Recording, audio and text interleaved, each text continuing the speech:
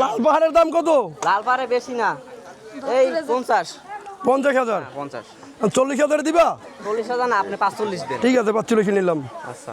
খেয়াল বসে করিস না ওর জীবনটা জর্জর, বুঝে শপথ কর ও পাগলা।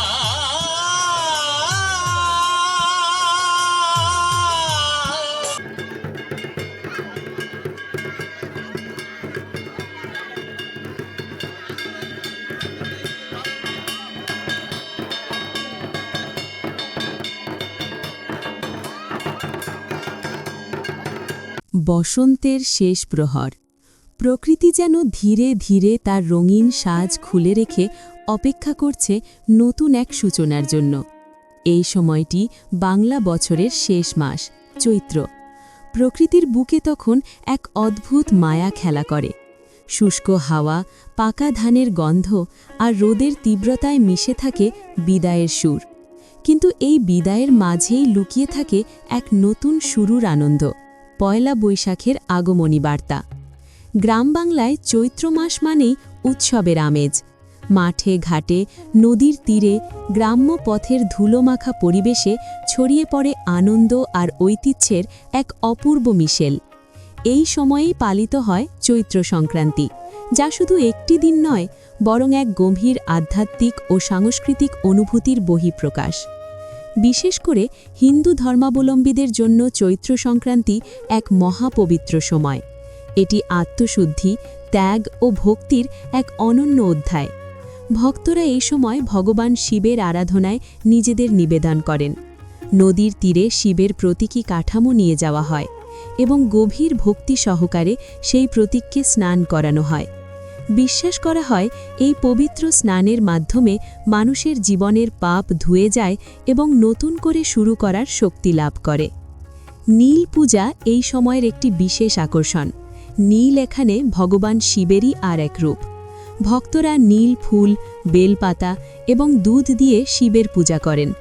এই পূজার মূল উদ্দেশ্য হল শান্তি, সমৃদ্ধি ও জীবনের কল্যাণ কামনা করা। গ্রাম বাংলার প্রতিটি কোণ যেন এই সময় ভক্তির আবহে ভরে ওঠে। বাংলাদেশ এক সাম্প্রদায়িক সম্প্রীতির দেশ। এখানে ধর্ম, বর্ণ নির্বিশেষে সবাই একসাথে আনন্দ ভাগ করে নেয়। চৈত্র সংক্রান্তি ও পয়লা বৈশাখের উৎসব তার এক উজ্জ্বল উদাহরণ। হিন্দু, মুসলিম, বৌদ্ধ সবাই মিলেই এই উৎসবকে করে তোলে আরও প্রাণবন্ত ও অর্থবহ। আজ আমরা যাত্রা করেছি পিরোজপুর জেলার শিকদার মল্লিক ইউনিয়নের জুজখোলা গ্রামে, একটি প্রাচীন ও ঐতিহ্যবাহী গ্রাম, যার ইতিহাসের পাতায় লুকিয়ে আছে বহু বছরের গল্প। এই গ্রামেই অনুষ্ঠিত হচ্ছে এক অনন্য আয়োজন, ৩৬৬ বছর পুরনো শ্রী জয়রাম মাঝির নীল মেলা। ভাবতেই অবাক লাগে, ৩ শতাব্দীরও বেশি সময় ধরে চলে আসছে এই মেলা। প্রজন্মের পর প্রজন্ম ধরে মানুষ এই উৎসবকে বাঁচিয়ে রেখেছে তাদের ভালোবাসা, বিশ্বাস ও সংস্কৃতির মাধ্যমে। এই মেলা শুধু একটি ধর্মীয় অনুষ্ঠান নয়, এটি একটি সামগ্রিক গ্রামীণ উৎসব। 5 দিনব্যাপী এই আয়োজন যেন গ্রামবাসীর জীবনের সবচেয়ে বড় আনন্দের উপলক্ষ। মেলার মূল আয়োজন শুরু হয় গৃহ সন্ন্যাসীর উৎসবের মাধ্যমে, যা অনুষ্ঠিত হয় মেলার 2 দিন আগে। এই অনুষ্ঠানেই যেন পুরো মেলার সূচনা পর্ব। এর সবচেয়ে আকর্ষণীয় অংশ হল চড়ক পূজা। ভগবান শিবের প্রতি অগাধ ভক্তি ও আত্মনিবেদনের প্রতীক এই পূজা। পূজার শুরুতেই একটি খেজুর গাছের গোড়ায় পূজা দেওয়া হয়, তারপর সেই গাছের চূড়ায় উঠে পূজা সম্পন্ন করা হয়। এই দৃশ্য সত্যি রোমাঞ্চকর। পূজারীরা বিশ্বাস করেন, যদি তাদের মন পবিত্র থাকে তাহলে তারা কোনো আঘাত বা কষ্ট অনুভব করবেন না। সেই বিশ্বাস নিয়েই তারা নির্ভীকভাবে এই কঠিন সাধনায় অংশ নেন।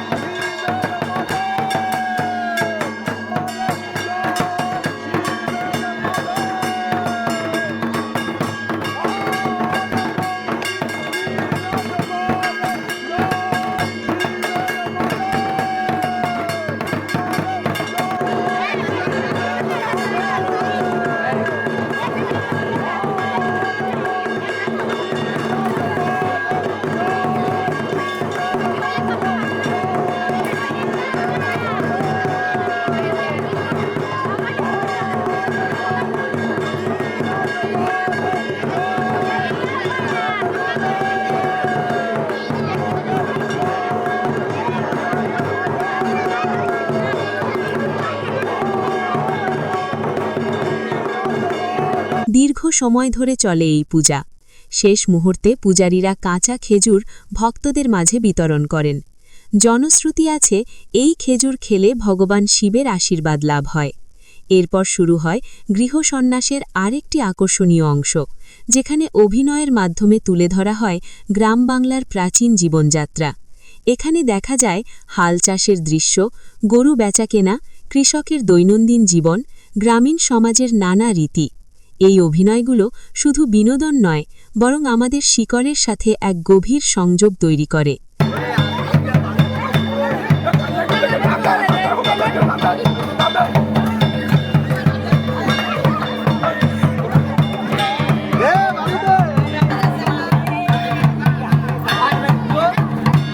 লালপাড়ে বেশি না, এই 50। 50,000 50। 40,000 দিবা? 40,000 না, আপনি 45 দেন। ঠিক আছে, 45 নিলাম। আচ্ছা, আর এই কালাভারের দাম কত? বেশি, এর হচ্ছে 60। 60? হ্যাঁ আচ্ছা, এটা 55 দি। হ্যাঁ হ্যাঁ হ্যাঁ, ঠিক আছে। ঠিক আছে। দাদা গর গর গর গর গর গর গর গর গর।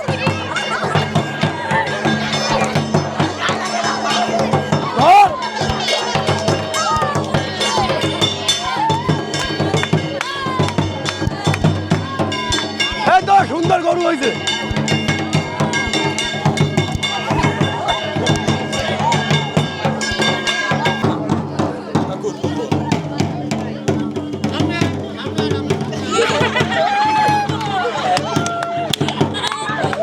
মেলার প্রতিটি দিনই দর্শকদের জন্য থাকে নানা আয়োজন।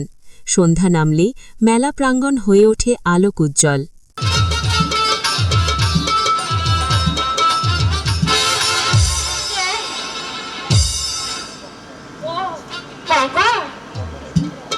আমি মনে করেছিলাম তুমি আজ আসবে না।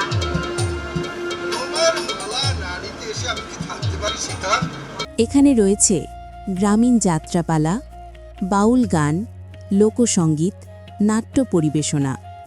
বাউলদের সুরে ভেসে যায় মন, যাত্রাপালার গল্পে হারিয়ে যায় দর্শক। শিশু থেকে বৃদ্ধ সবার জন্য রয়েছে আনন্দের ভিন্ন ভিন্ন আয়োজন। এখন আমরা দেখব গ্রামীণ যাত্রাপালার কিছু অংশ।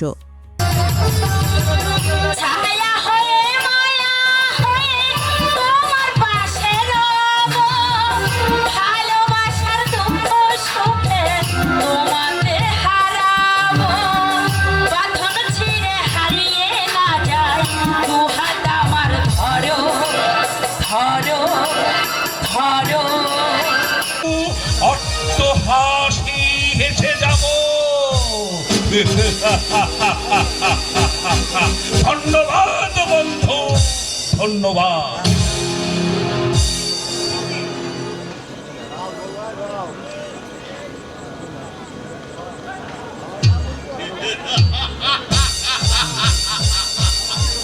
সুধী,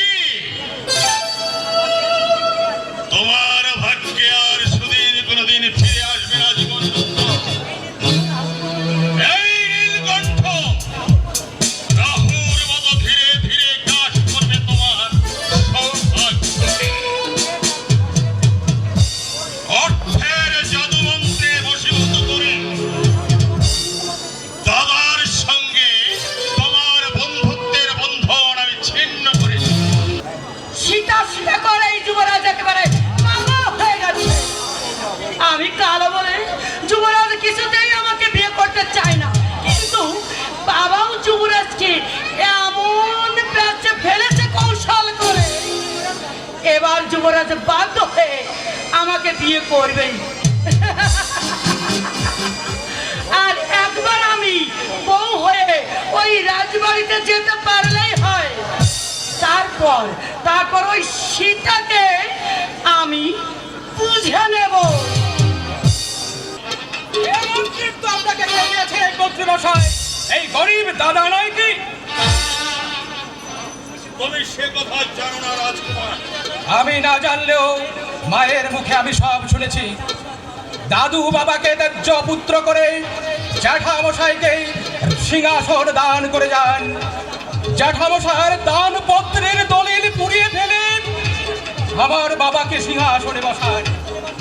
মন্ত্রিত্ব নেবার জন্য বাবা জ্যাঠামশাইকে কত অনুরোধ করলো, কিন্তু কিন্তু এই মহান মানুষটি নিজে মন্ত্রিত্ব না নিয়ে আপনাকে মন্ত্রিত্ব দিল। বলি, যার করুণায় সেদিন মন্ত্রী হলেন, আজ তাকেই করছেন অপমান। তাহলে আল্লাদিনার বরাত ফিরেছে, তাই না? দেহ মন সবরই রং ফিরবে। একবার গলাটা বাড়িয়ে দে। আচ্ছা, এই বাড়াবাড়ি। এ বাবা!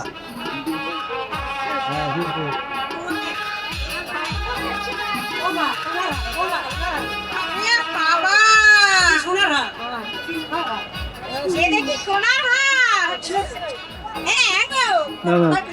কোথায় নিয়ে গো? পুরস্কার পেয়েছি। যাইতে হবে। দাঁড়াও। দাদা ওর দরকার কি? দিয়েছি বল। তার মানে তুমি কারো বুকে মাল দিয়ে এই হার এনেছো, তাই না? এই, চুপ করে আছো কেন? তাড়াতাড়ি বলো। বলো। চৈত্র সংক্রান্তির পরেই আসে পয়লা বৈশাখ, বাংলা নববর্ষের প্রথম দিন। পুরনো সব দুঃখ, ক্লান্তি ও হতাশা পেছনে ফেলে মানুষ নতুন স্বপ্ন নিয়ে শুরু করে নতুন বছর। এই দিনে সবাই নতুন পোশাক পরে, মেলায় ঘুরতে যায়, পান্তা ইলিশ খায় আর একে অপরকে শুভেচ্ছা জানায় শুভ নববর্ষ। গ্রামবাংলায় এই দিনটি যেন এক মিলন মেলা। সবাই একসাথে আনন্দ ভাগ করে নেয়, ধর্ম, বর্ণ, শ্রেণী সব ভেদাভেদ ভুলে। এই পুরো আয়োজনটি আমাদের শেখায় উৎসব মানেই শুধু ধর্মীয় আচার নয়, এটি মানুষের মিলনের এক সেতুবন্ধন। জুজখোলা গ্রামের এই নীল মেলা তারই একটি উজ্জ্বল উদাহরণ, যেখানে শত বছরের ঐতিহ্য আজও বেঁচে আছে মানুষের হৃদয়ে। দর্শক, আজ আমরা দেখলাম পিরোজপুর জেলার ঐতিহ্যবাহী সার্বজনীন শ্রী জয়রাম মাঝির ৩৬৬তম নীল মেলা ও পয়লা বৈশাখ উদযাপনের প্রথম ২ দিনের অসাধারণ আয়োজন। এই মেলার প্রতিটি মুহূর্ত যেন ইতিহাস, সংস্কৃতি আর ভক্তির এক জীবন্ত দলিল।